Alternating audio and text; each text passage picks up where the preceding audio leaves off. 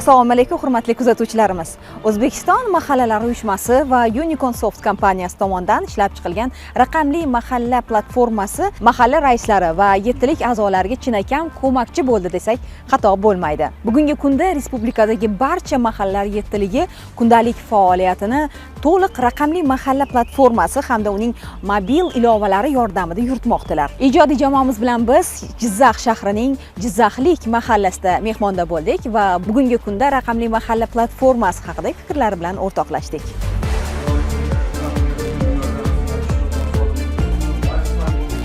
Bugungi kunda mahallalarda raqamli mahalla platformasi yuritilmoqda.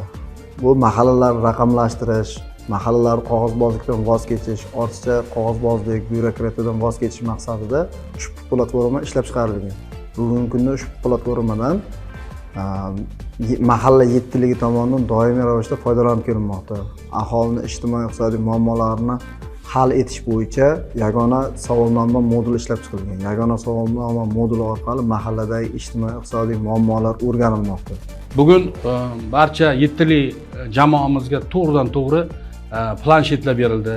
Raqamli mahalla platformasiga kirib, bugun fuqaro migratsiyasimi, deylik, chet elga chiqadimi, ish bilan band qilish kerak bo'ladimi, ularga ijtimoiy-iqtisodiy yordamlar kerak bo'ladimi? Biz ochiqdan-ochiq shaffof tarzda bu platforma orqali ko'rib turamiz. Bu esa mana shu xalqimizga xizmat qilishga keng imkoniyat yaratish bilan birga bizni ishimizni to'laqonli osonlashtiradi va yengillashtiradi. Raqamli mahalla platformasi respublika miqyosidagi 9000 dan ziyod mahallani qamrab olgan bo'lib, tizimdagi davomat moduli orqali mahalla yettiligining ishga kelib ketishi, zimmasidagi majburiyatlarni qay darajada bajarayotgani nazoratga olingan. Jizzax viloyatida 304 ta mahalla mavjud bo'lib, unda faoliyat olib borayotgan mahalla yettiligi tomonidan har kunlik davomat yuritib borilmoqda. Onlayn ravishda ular o'zini Face ID tizimi orqali mahalla binosidan turgan holda ish jarayonida davomatdan davom etmoqda.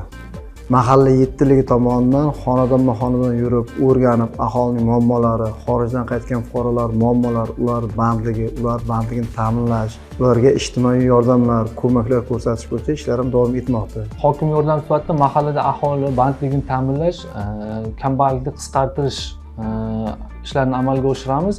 Aytadigan bo'lsak, mahallada ishsiz fuqarolar, ya'ni raqamli mahalla platforma orqali kelgan migratsiyadan qaytgan fuqaro O'zbekistonga kelgandan keyin, ya'ni ishsiz bo'lishi ko'p holatlarda uchraydi.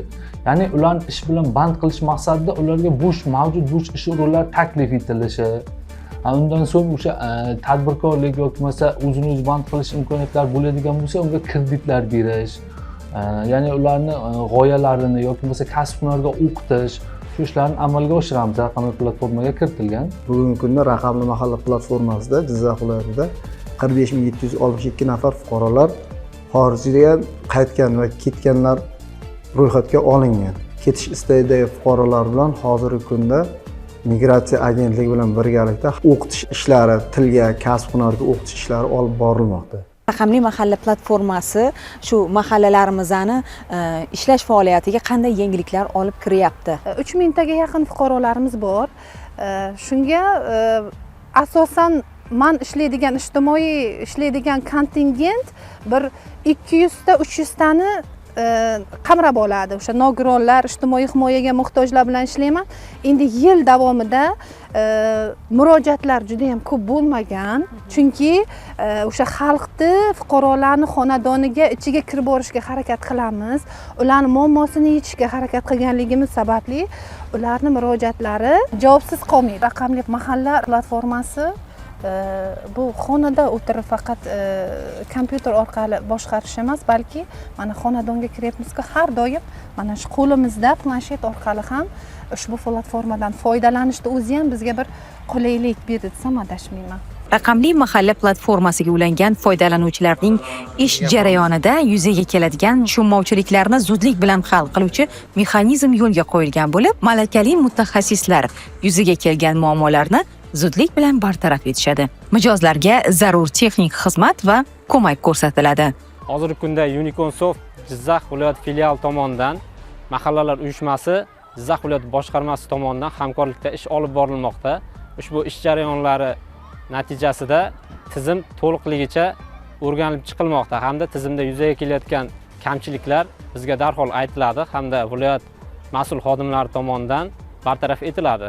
Bu raqamlashtirish jarayonlari 5 yildan keyin mahalla raislari onlayn har bir ko'rsatkich, har bir yo'nalish, mahalladagi ijtimoiy iqtisodiy ma'lumotlar, fuqarolar to'g'risidagi ma'lumotlar hammasi raqamlashgan bo'ladi. O'sha hamma ma'lumotlar qog'ozda emas, raqamlarda aniq sifralarda ko'rinib turadi. U yagona ma'lumotlar yuritilishiga zamin yaratib beradi.